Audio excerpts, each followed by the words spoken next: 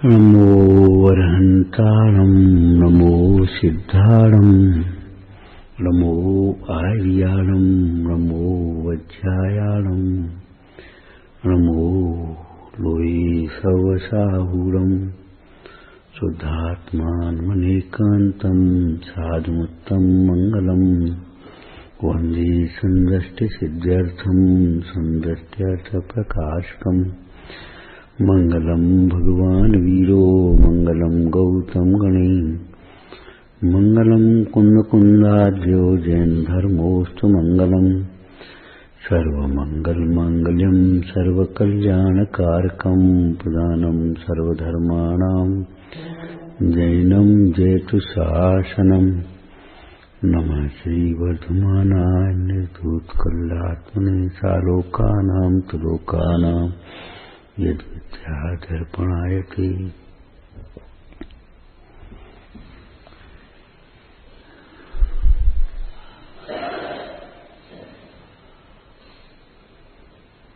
सत्य व्रत के प्रसंग में एक चर्चा है। जो जीव सत्य बोलने का नियम रखता है, सत्य व्रत को धारण करता है, ऐसे समझ।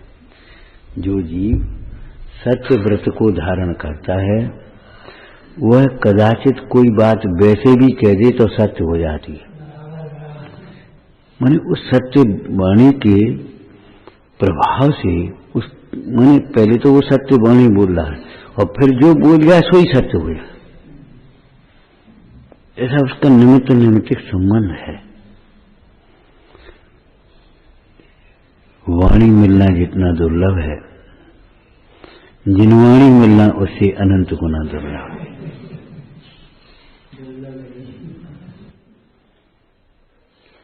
वाणी का सदुपयोग करो। वचन से मन में हो सो वचन उचरिए, वचन हो सो तन सो करिए। जो हमने कहा है हमें ध्यान रहना चाहिए कि हमने क्या कहा है, उसका निर्वाह होना चाहिए। अब हम बंध गए वचन से, वचनबद्ध। ये नहीं है कुछ नहीं होता। ये होता है कि फिर वाणी की सामर्थ्य नहीं मिलेगी। झूठ बोलने वाले को या अनर्गल बोलने वाले को, अप्रामाणिक बोलने वाले को वाणी नहीं मिलती। फिर वैसी पर्याय हैं जिनमें वाणी नहीं। एक इंद्री के तो रसना इंद्री ही नहीं, और एक इंद्री से लेने के बाद त्रियंज गति में भी ये शब्दात्मक अक्षरात्मक वाणी थोड़ी है। अब पशु बोले तो कैसे बोलेंगे, पक्षी बोले कैसे बोलेंगे, ऐसे थोड़ी बोलेंगे जैसे आप भाषा रूप, वाक्य रूप, पद रूप, गायन रूप ऐसे बोले, ऐसे नहीं बोलते हुए। जिसने वचन बिगाड़ा उसने दो ही लोग बिगाड़े, ऐसा लिखा है वचन की महिमा। लौकिक में कहते आदमी की बात बनी रहे तो बस ये समझ ले साख और बात बनी रही, फिर क्या कश करो, कितना ही लंबा व्यापार करते हैं, बात के पीछे लाखों का नुकसान झेल जाता है तो बात नहीं हो रही। हमें एक बोलना औपचारिकता, शिष्टाचार, मायाचार या दूसरे को खुश करने की कला नहीं है। बोलना बहुत प्रामाणिक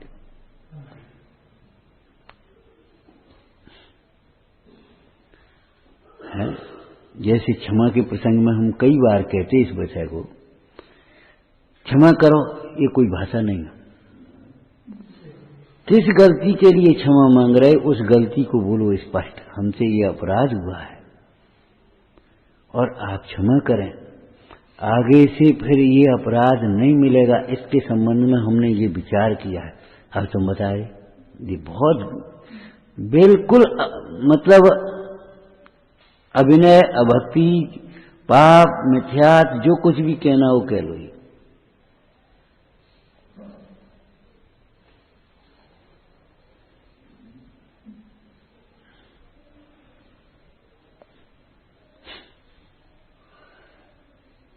अपात्रता है ये।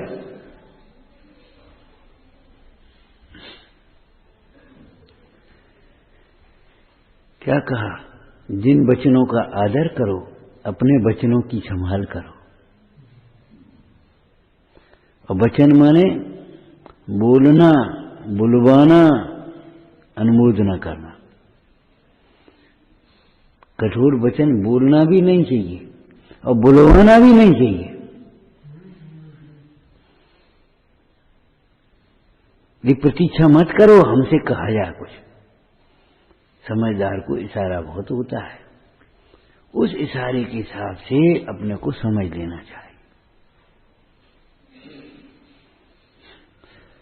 लेकिन आज हमारी दशा ये हो रही है कि हमें लगता नहीं है और दूसरा बेचारा परेशान हो रहा हमसे कह रहा, और हमें कुछ लगता ही नहीं कि हमसे कही जा रही। बस हम अपने आराम से सुन रहे थी। ये बुद्धिहीनता है, पर्याय दृष्टि बहुत खराब। अपने वचनों की संभाल करो, जिन वचनों का आदर करो। हैं, शाम को मार साहब कह रहे थे, और किसी का भय नहीं होता, जिन आज्ञा गुरु आज्ञा भंग करने का बहुत भय होता। जिन आज्ञा और गुरु आज्ञा अलग अलग नहीं है, लेकिन जिन आज्ञा एक शास्त्रोक्त शब्द है, आगम है। गुरु आज्ञा तात्कालिक होती है। जिन आज्ञा ये नहीं है आज तुम यहां खड़े रहो, लेकिन गुरु आज्ञा ये होती जाओ उसी स्थान पर खड़े रहना जिस स्थान पर तुमने विवाद किया था। गुरु आज्ञा में जिन आज्ञा में इतना अंतर है। जिन आज्ञा एक सामान्य शब्द है। देखो, सारे देश में केंद्र सरकार की राज्य शासन चलता है, शासन चलता है, लेकिन फिर भी मध्य प्रदेश में मुख्यमंत्री आएगा, वहां का राज्यपाल आएगा, वो राष्ट्रपति नहीं। फिर जिला में आगे तो कलेक्टर ने आदेश कर दिया छुट्टी 3 दिन की। आपके जिला में आपके कलेक्टर ने 4 दिन की हो, 2 दिन की हो, वो उसके ऊपर निर्भर है मौसम देख करके। यहां उसने देखा, उसने 3 दिन की छुट्टी और बढ़ा। यहां कलेक्टर की। और देखो, प्रधानमंत्री भी अगर अमाइन में कोई काम कराएगा तो सीधा नहीं करा पाएगा, वो मुख्यमंत्री को करेगा। क्यों भाई, तुम्हारे राज्य में कोई है नहीं। और मुख्यमंत्री कलेक्टर को करेगा, कलेक्टर एसडीएम को करेगा, जा करके एसडीएम आकर के तहसीलदार को भेजेगा, जाओ वहां देखो तो क्या हो रहा है।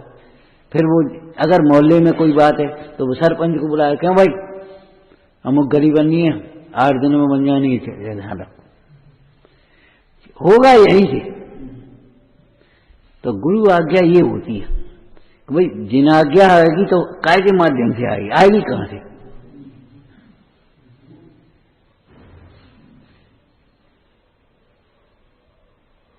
उसके बाद मालूम है, ये तो धर्मशास्त्र की बातें हैं। लौकिक क्षेत्र में आपने पढ़ा, गुरु आज्ञा अविचार नहीं आ, विचार करके जवाब नहीं दिया जाता। ठीक है, स्वीकार है, खत्म हो गई बात। अब हम विचार करें तो तुम बड़े हो, इसका मतलब क्या हो गया? इसका मतलब क्या हो गया? तुम क्या विचार करोगे?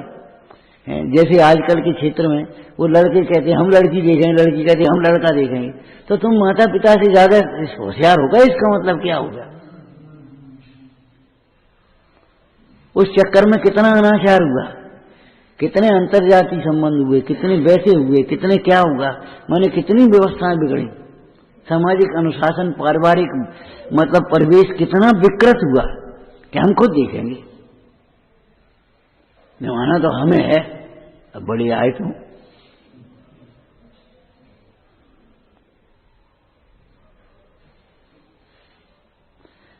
खाली कान से सुन लेने से कहीं थोड़े कोई धर्म हो जाता है या ज्ञान हो जाता है। ऐसे ज्ञान होता तो है भव में समसरण में देखो जिनगुण भीनो, हैं भगवान में जिनमानी सुनी, ऐसा नहीं है कि नहीं, आज सुन रहे हम पहली बार, लेकिन अनसुनी करी है।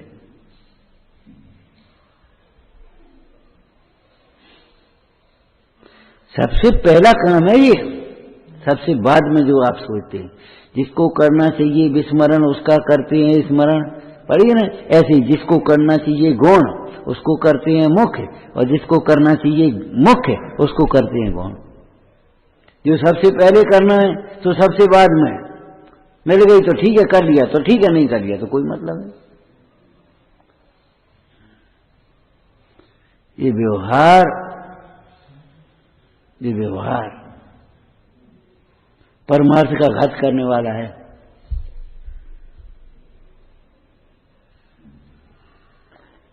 अगर ये सोचते हो कि हमें दंड मिले तो कर्म दंड देता है, फिर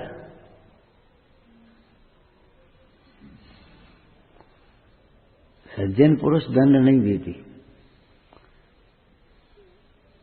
विदंड उपसर्ग करने वाले को भी दंड नहीं देंगे, लेकिन श्रेणी को नरक जाने से कौन बचा सका बताओ।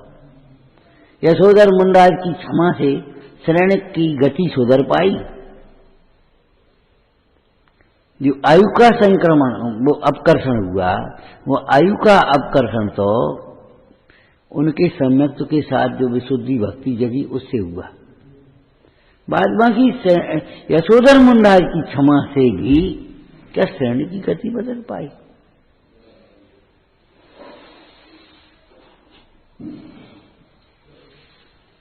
भगवान का शासन बहुत गंभीर है।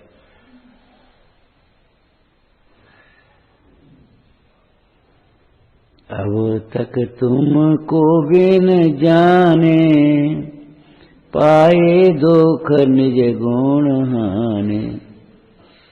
शब्द बदल करके पढ़ना जान गए लोग। अब तक निज को बिन जाने माने अब तक तुमको भी नहीं जाने। तुमको पढ़ने में उनको ऐसा लगता है हम कुछ हल्के हो गए, हमारा अध्यात्म कहीं चला गया, जैसे अध्यात्म बिना से रहित होता हो। भैया शब्द बदलने से, वेश बदलने से, क्रिया बदलने से, स्थान बदलने से धर्म नहीं होता। दृष्टि बदले पर, परिणति बदलने पर धर्म होता है। निज जाने बोले तो हाँ हम कछु।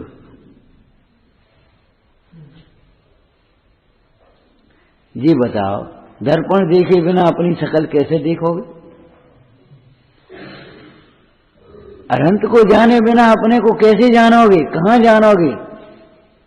अनंत भगवान के अलावा जो आत्मा कहने वाले हैं वे कैसा आत्मा कहते हैं? कोई शून्य कहता है, कोई कूटस्थ कहता है, कोई बोलो मलिन कहता है, कोई कुछ कहता है, कोई देह को आत्मा कहता है, कोई कर्म को, कोई अनुवाद को कैसा मानोगे बताओ?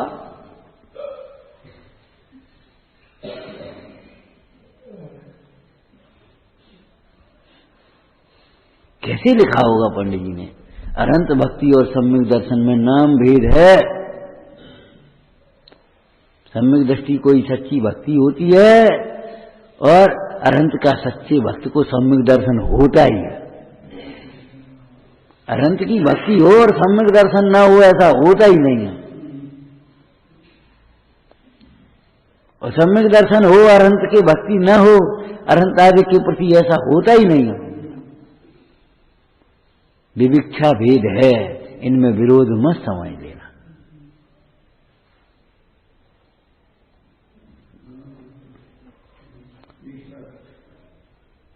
ये अनुशासन का पहला चरण है। बिना आज्ञा के कुछ भी नहीं किया जाता। हे प्रभु हमको समाधि धारण करनी है, यहां पहली सीढ़ी ये है।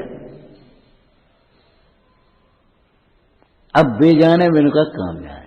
समंतबद्ध स्वामी भी देखो, मुनिराज थे, भस्मक रोग हुआ, जाकर के आचार्य महाराज ने कहा महाराज अब तो समाधि दो। आचार्य भगवान ने देखा नहीं, अभी तो तुम आराधना भी करोगे, प्रभावना भी करोगे, समाधि नहीं। अभी तो क्या करें, भूख सहन होती नहीं है। और मुनि दशा में तो एक बार भोजन होना है, सो भी कि जैसा मिल जाए वैसा होना, यथा लब्ध, यथेष्ट तो है नहीं। क्या करें कि दीक्षा छेद करके जाओ, पहले रोग का शमन करो। समाधि लो महाराज, दीक्षा कैसे छेदना, जी नहीं कहा, ठीक जो आ गया, बस खत्म हो गई बात। आज समंत भद्र का जो चमत्कार देखने को मिल रहा है, सुनने को मिल रहा है, उनकी ये रचनाएं मिल रही हैं, ये गुरु आज्ञा मानने का फल है। मनमानी करने से अनंत काल में भी जीव मार्ग नहीं पा सकता। नहीं वो हम नहीं कर पाएंगे, हम नहीं देखेंगे, हम वो ऐसा करेंगे, हमारा टाइम नहीं, हमें फलाना नहीं। अरे रे प्रभु,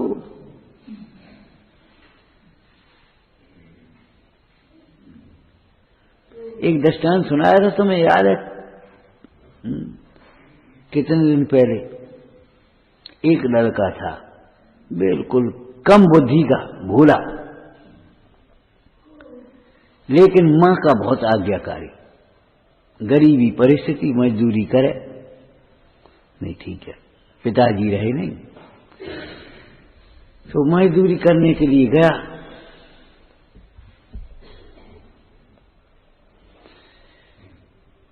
अब मजदूरी, अब तो पैसा मिलते हैं, पहले पैसा की बहुत कम व्यवहार होते थे।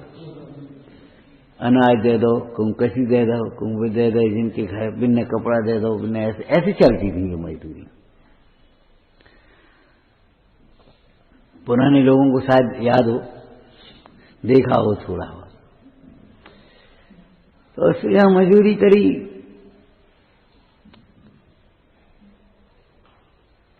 कोई गड़हरिया था, उसने एक बकरी का बच्चा दे दिया, जा मजदूरी में या पाल लीजिए तुम्हारी। अब लेकर के चला बेचारा, वो भाग गया, वो आगे चलता गया, वो पीछे से भाग गया बेचारा।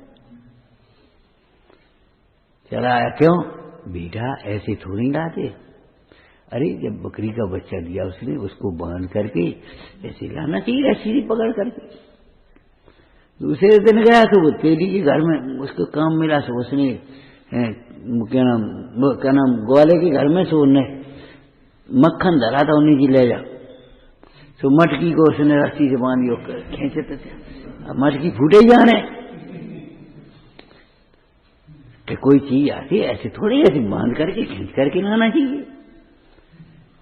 तो उन्हें क्यों आज खाली क्यों, अरे वो क्या बताया सो, अरे तो भाई उसने दिया था तो उसको थैले में धर के लाना चाहिए। ठीक, तीसरे दिन तेली को मिला, सोने का भैया जा, तो उसने बेचारे ने तेल दे दिया, तो थैली में कुरा दिया, तो टपक टपक के चल रहा। माने बिना समझे बिना ज्ञान की आज्ञा मानता गया। अब हुआ क्या, चौथे दिन गया तो किसी धोबी क्या काम किया, सो उस गधे का एक बच्चा मिल गया, नहीं तो माँ ने समझा दिया ऐसे थोड़े ही, उसको सिर पे धर करके लाना चाहिए, घड़े को तेल का घड़ा दिया, सिर पे धर के लाना चाहिए ऐसे। तो उसने गधे के बच्चे को पकड़ा और सिर पे धर के लाने लगा, वो ढांग गिरा भगे। ये माँ ने कहा है मैं नहीं तुझे छोड़ूंगा, तू समझता क्या, चला ले हाथ में, ने कहा वो चला आए हो, और दो हंसे क्या संदेह जो कुछ हंसे। उस नगर की राजकुमारी बोलती नहीं थी, हंसती नहीं थी कभी। राजा परेशान था, उसने कहा भैया इसको जो कोई हंसाएगा उसके साथ इसका विवाह करेंगे और आधा राज्य भी देंगे। अब वो चला आ रहा, तो महल की ओर से निकला और राजकुमारी खड़ी और उसको देख। अब बताओ गधे के बच्चे को ऐसे ऐसे करा, वो लाते चलाए और पकड़ पकड़ के करे तो स्वाभाविक रूप से हंसेगा, अपन सुन करके ही हंस रहे।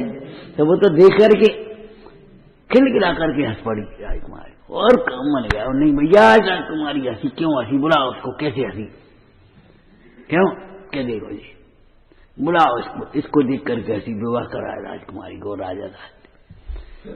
कहानी तो हंसी की है, उससे कोई मतलब नहीं है, जाने क्या हुआ होगा पता नहीं, लेखकों की बातें हैं, लेकिन हमें तो सिर्फ इतना कहना है, बिना समझे आज्ञा मानने का तो ये फल है, तो समझ करके आज्ञा माने तो क्या होगा, बस हमें तो इतना कहना, बस और कुछ नहीं।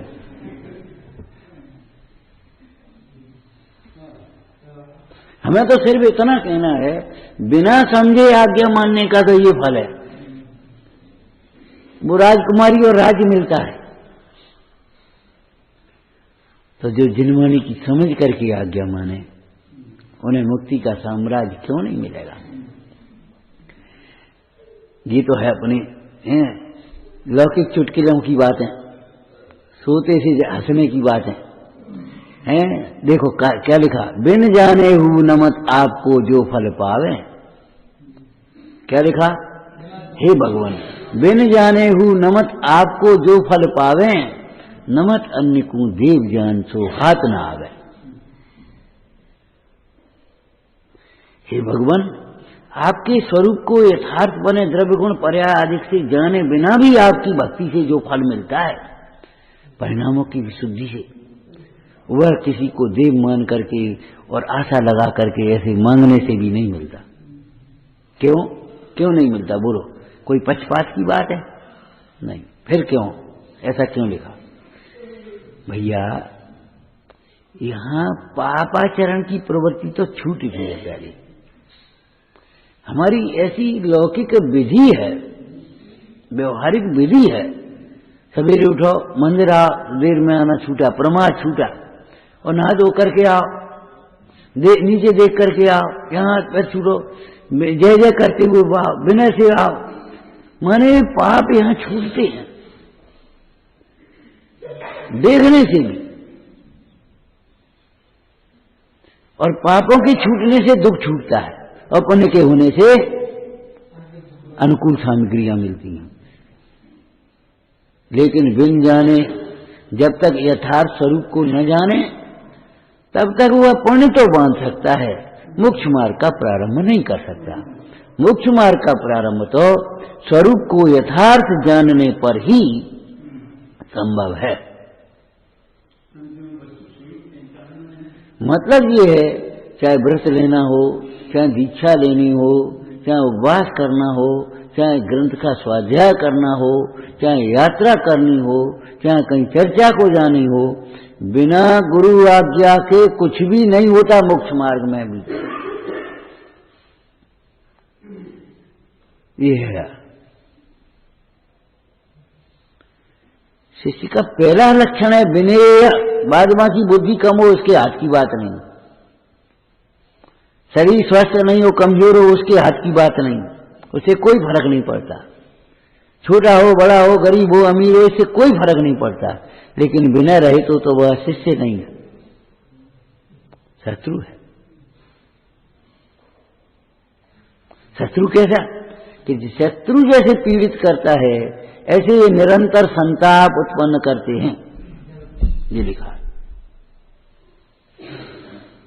हमें ज्यादा सोचने की जरूरत नहीं है, बस आपको कहा था ना, वैदिक न जानता हो तो भी वैद्य की आज्ञा मान करके निरोग हो सकता है, लेकिन वैद्य नहीं बन सकता। वैद्य बनना है तो फिर सबरी बात की पूरी पढ़ाई करनी पड़ेगी, अनुभव करना पड़ेगा।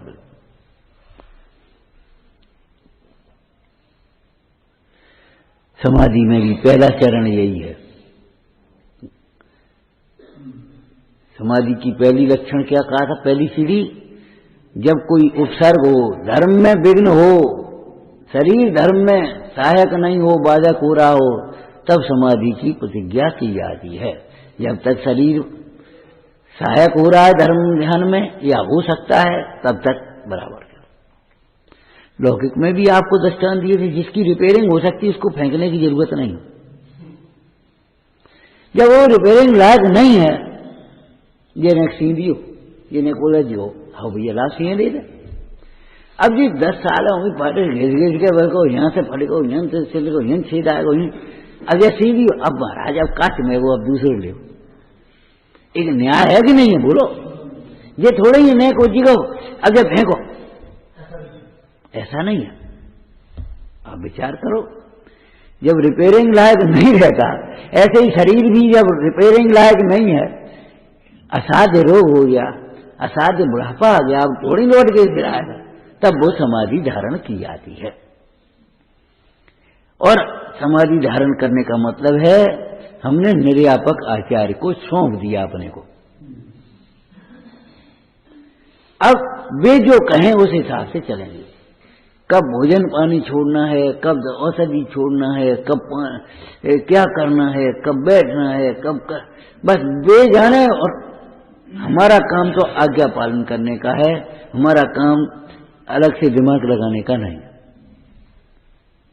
ये विधि है,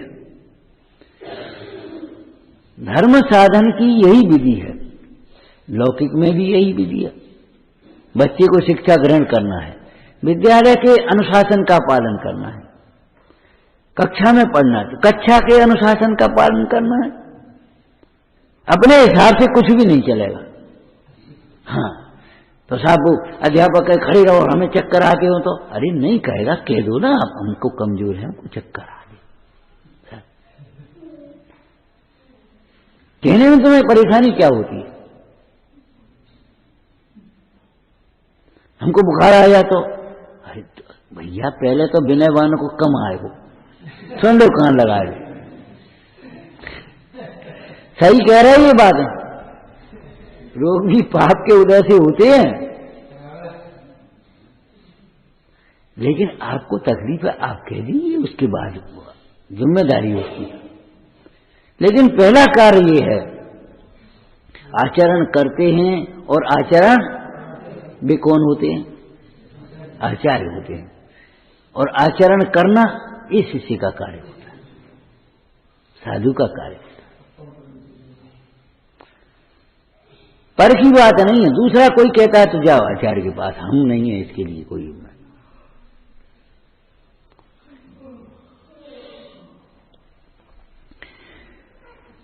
ऐसी ही समाधि की क्रम की पहले कसायों को घटाया जाता है। स्नेह को सबसे पहले छोड़ने की बात कही, बैर को छोड़ने की कही, संग को छोड़ने की कही, परिग्रह को छोड़ने की कही, फिर शोक भय क्लेश अववाह दुख को छोड़ करके अपने दोषों की भली प्रकार से आलोचना करने की बात कही। पश्चात सबसे क्षमा भाव करके अब क्या करे? श्रुत ज्ञान रूपी अमृत का पान करे, उससे प्रसन्न रहे। श्रुत ज्ञान का, जिनवाणी का स्वयं चिंतन करे, पाठ सुने, पढ़े जब तक शक्ति हो, और प्रसन्नता बढ़ाता रहे निरंतर। ये कसाय संलग्न में। उसके बाद फिर अपने आहार को घटावे। फिर मृत्यु महोत्सव पाठ के माध्यम से पंडित सदासुखदास जी ने इस टीका में आगे चर्चा की। समाधि महातप है, समाधि अमृत है। और आगे कहते सुनो, समाधि धारण करने वाला जीव कैसे उत्साहित कर रहे हैं? अनार्थ होता है, अनार्थ आर्त रौद और ध्यान से रहित हो जाता है। कोई पुराना इष्ट मित्र आया, उसको देख करके कोई प्रसन्नता नहीं, उसको तो जिनवाणी सुनते हुए प्रसन्नता है, जिन मुद्रा को देखते हुए प्रसन्नता है, उसको तत्व चिंतन करते हुए प्रसन्नता है। बाद बाकी कौन आया कौन गया, उससे मध्यस्थ बना आ गया। बाहर की सामग्री को देख करके प्रसन्न होना, भीड़ भाड़ को देख करके प्रसन्न होना, ये भी रौद और ज्ञान का कारण है, समझना। स्वरूप को देख करके प्रसन्न हो, और स्वरूप की चर्चा को सुन करके प्रसन्न हो। इस स्वरूप को, स्वरूप ध्यान की मुद्रा को देख करके, जिन मुद्रा को देख करके प्रसन्न हो, ये है वास्तविक प्रसन्नता। ये प्रशस्त प्रसन्नता कहलाती। तो आर्त ध्यान वाला जीव ही नरक और तुयंच गति को जाता है। समाधि करने वाला जीव आर्त रौद्र से रहित है, अनार्थ।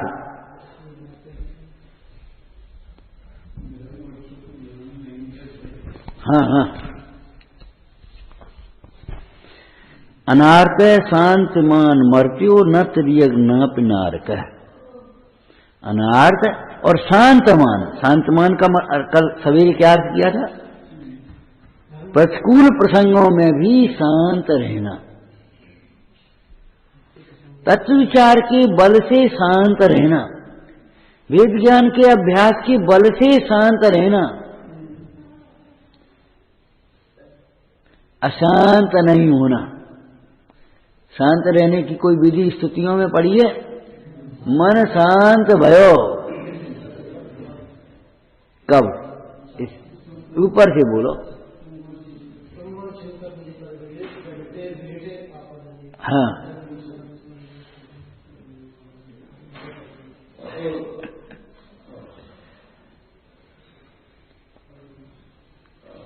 ऊपर की सारी लाइनों को ध्यान में रख करके नीचे की लाइन का अर्थ होता है। समझ में आया ना? हाँ, माने परम शांत मुद्रा को देखने से, आपके गुणों की चिंतन करने से अंतर में जो भेद ज्ञान हुआ, उससे अपने स्वरूप का दर्शन हुआ। चाखो स्वातम रस, मन शांत भयो।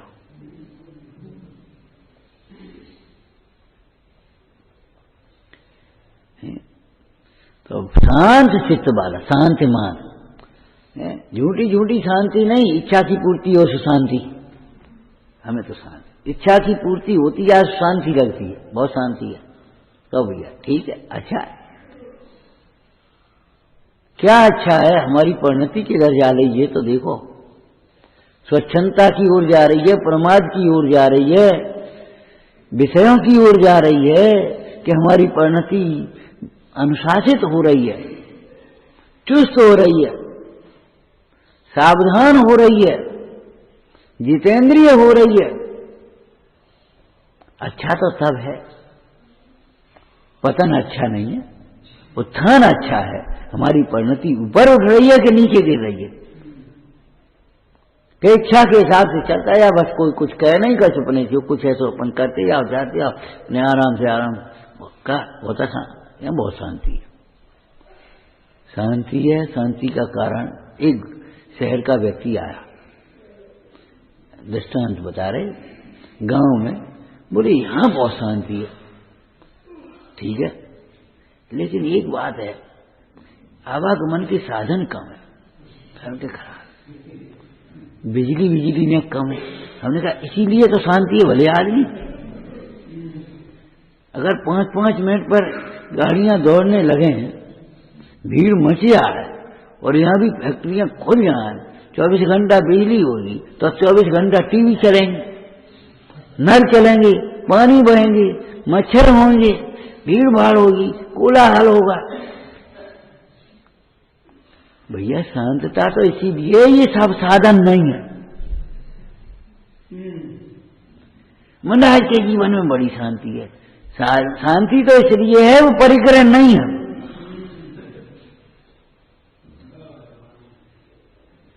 वैसे तो अच्छा है, महाराज का जीवन वैसे तो अच्छा है, लेकिन अब ठंड में कपड़े नहीं पहने, ये थोड़ी सी परेशानी। भैया इसीलिए तो शांति है। लेकिन आपको शांतता कैसे लगती है? अपनी इन प्रकार इच्छाओं की पूर्ति कर ले तो शांतता लग जाए, शांत हो गए। अब शांति है क्या? अब शांति है। अरे बाहर की भी ये इच्छाओं की पूर्ति पुण्य उदय प्रमाण होती है, सर्वथा तो संभव नहीं, सो भी पुण्य से होती है। हमने आपको क्या कहा था? देखो भैया, स्वर्ग में भूख लगी और कंठ से अमृत झर गया, इतना पुण्य नहीं है तुम्हारा कि जो तुम चाहो सो अब याद मिल जाए, मिल जाए, नहीं मिल जाए तो नहीं मिल जाए। ऐसा नहीं है मिल जाए तो ही शांति है, नहीं मिले तो भी शांतता रखना है। ये शांतिमान का अर्थ है।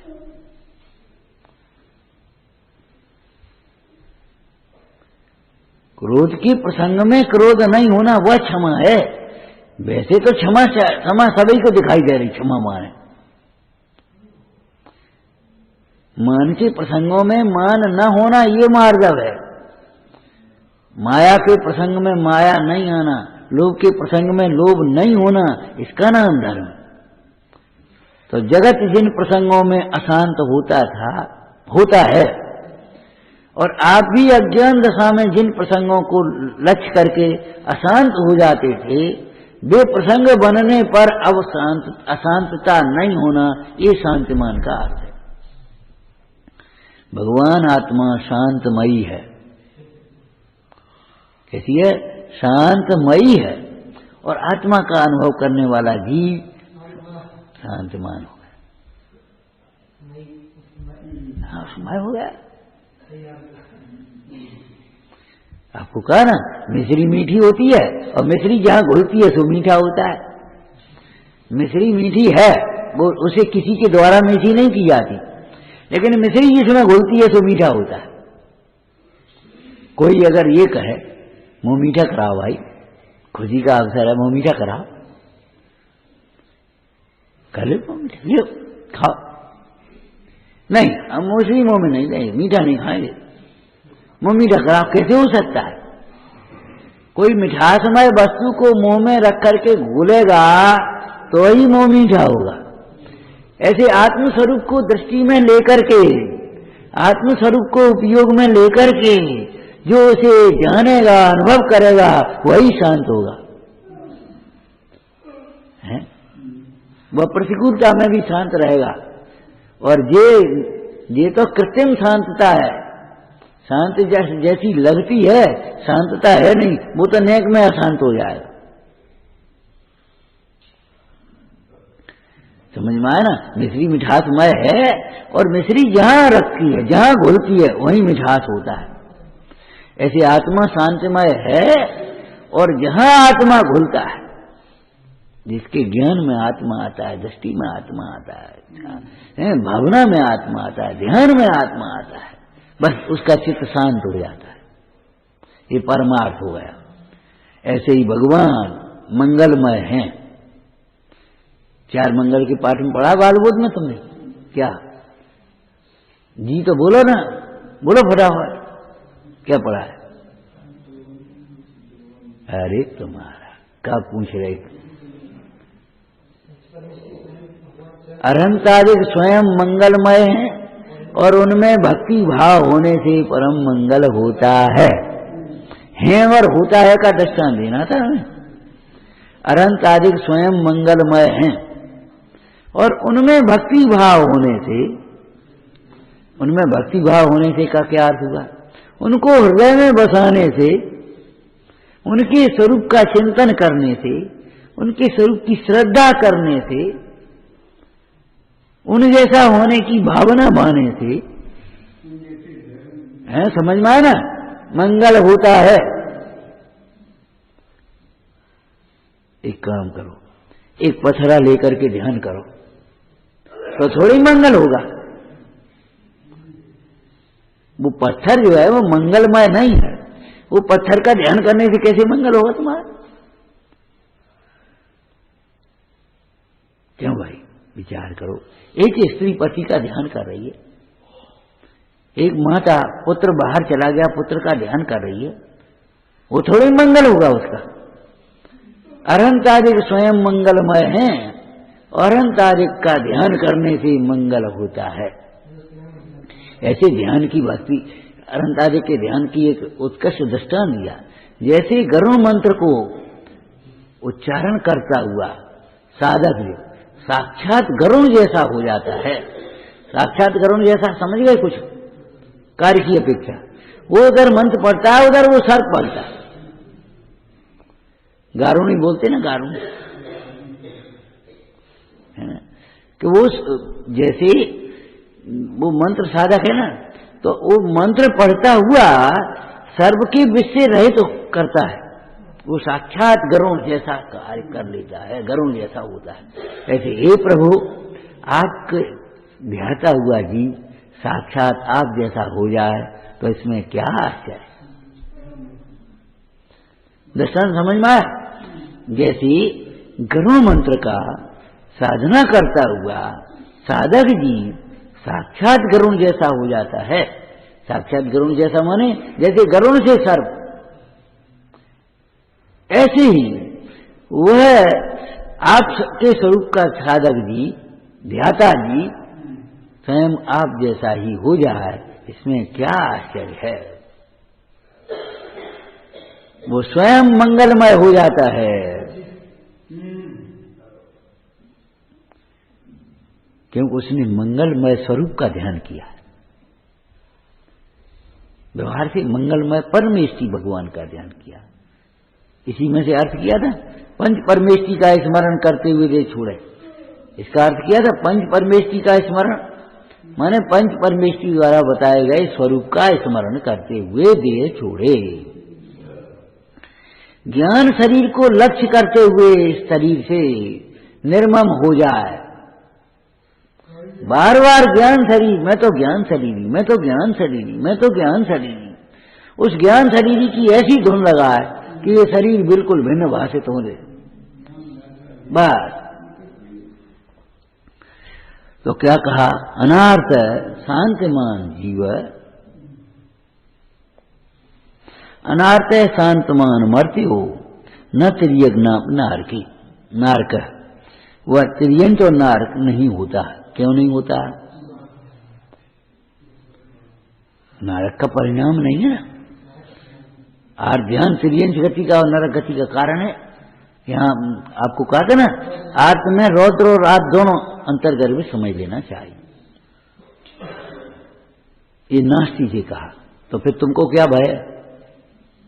हम आपसे कहें यहां से उड़ो उड़ो, तो आपको डर क्यों लग रहा है? अरे यहां से उठा करके हम यहां कह रहे यहां बैठो, आपको डर क्यों लग रहा है? उड़ जाओ, यहां से चले आओ, वहां बैठो पीछे। अब डरने की बात है। जब हम वहां से कह रहे हाँ उड़ो उड़ो यहां आओ यहां, तो आपको डर क्यों लगता है? खुशी होती है। तो आप यहां से जाकर के ऊंची गति में जाने वाले हो, अब आपको डर क्यों लगता है? सुनो, समाधि से डरो मत, कसायों से डरो, क्यों कसायों से पतन होता है।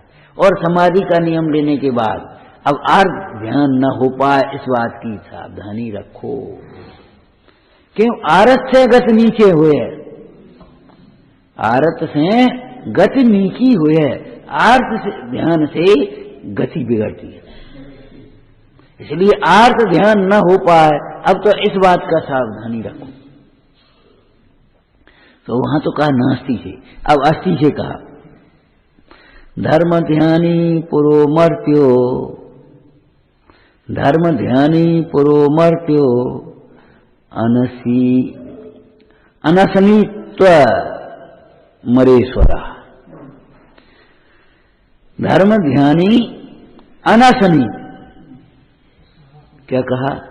धर्म ध्यानी अनअसनी। अनासन तो समझ गए? अरे अनशन समझते हो गए?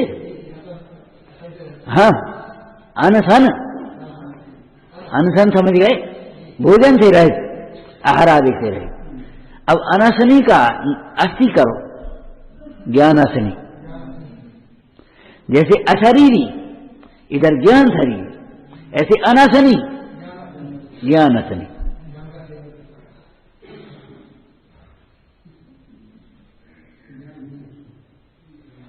मृगमित्र भोजन तपमयी विज्ञान निर्मल नीर, ते साधु मेरे उर्वसोमम हरहु पातक पीर। आया ना विज्ञान निर्मल नीर, तप रूपी भोजन। तपश्चरण ही भोजन है। अरे भोजन से भी थोड़ी देर के लिए तुम्हारी इच्छा ही तो रुकी है, और तपस्या से स्वरूप के ध्यान से ये तो इच्छा का अनंत काल के लिए अभाव हो गया। बताओ इससे बड़ा भोजन क्या होगा? आपको भोजन भूख इच्छा, आहार संज्ञा जिसको कहते हैं, कुछ खाने की इच्छा थी, आपने भोजन किया, कुछ खा लिया, तो थोड़ी देर के लिए वो इच्छा रुक गई, यही तो हुआ, उसको आपने भोजन मान लिया। अब ये बताओ आत्म